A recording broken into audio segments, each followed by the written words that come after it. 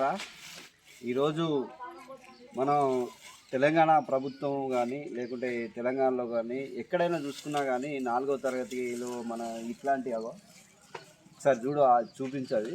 అంటే చెత్త ఏర్చే దగ్గరే మన ఎస్సీ ఎస్టీ బీసీలం పని చేసుకుంటూ నిరంతరం ప్రజలకు సేవ చేస్తూ మురికిగా ఉండకుండా, దోమలు రాకుండా, ఈగలు రాకోకుండా నిరంతరం ఈ పారిశుద్ధ కార్మికులు అనేటోళ్ళు గ్రామాన్ని సాఫ్ చేస్తున్నారు. అదేవిధంగా పట్టణాలలో అయితే మురికి కాలువలు అన్నీ, అంటే ఇక్కడ కూడా ఇలా చేస్తున్నా కానీ మరి ప్రజలను కాపాడడంలో ప్రముఖ పాత్ర పోషిస్తున్నటువంటి ఈ పారిశుద్ధ కార్మికులకు జీతాలు అనేటివి సక్రమంగా ఇవ్వకపోవడం అనేది శోచనీయమైన విషయం. మరి రేవంత్ రెడ్డి గారు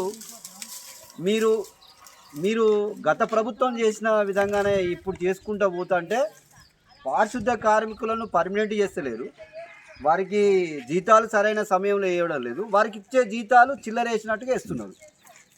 మరి దీనిపైన ఎప్పుడు మరి ఏ ప్రభుత్వం వచ్చినా వీళ్ళ పరిస్థితి ఎట్లా అంటారు?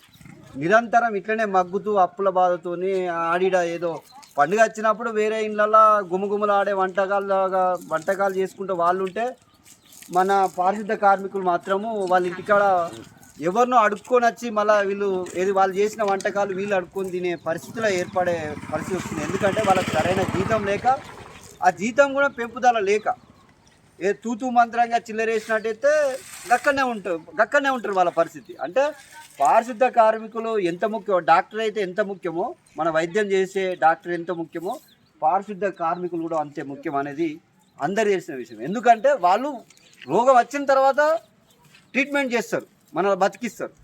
కానీ పారిశుద్ధ కార్మికులు అనే వాళ్ళు రోగాలు రాకుండానే వాళ్ళు గ్రామాన్ని శుభ్రం చేస్తారు.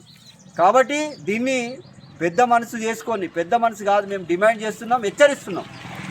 ప్రతి ప్రభుత్వాన్ని, అంతకుముందు ప్రభుత్వాన్ని కూడా హెచ్చరించడం జరిగింది, అయినా మెలకువలేదు. ఈ కాంగ్రెస్ ప్రభుత్వం అన్న రేవంత్ రెడ్డి గారు అన్న ఖచ్చితంగా దీని మీద చర్య తీసుకొని పారిశుద్ధ కార్మికులకు ఎక్కడున్నా కానీ వాళ్లకు మొట్టమొదటిగా జీతభత్యాలు పెంచి సకాలంలో వాళ్లకు జీతాలు వేసుకుంటూ పర్మనెంట్ చేయాలని బహుజన్ సమాజ్ పార్టీగా డిమాండ్ చేస్తూ జై భీమ్ జై భారత్.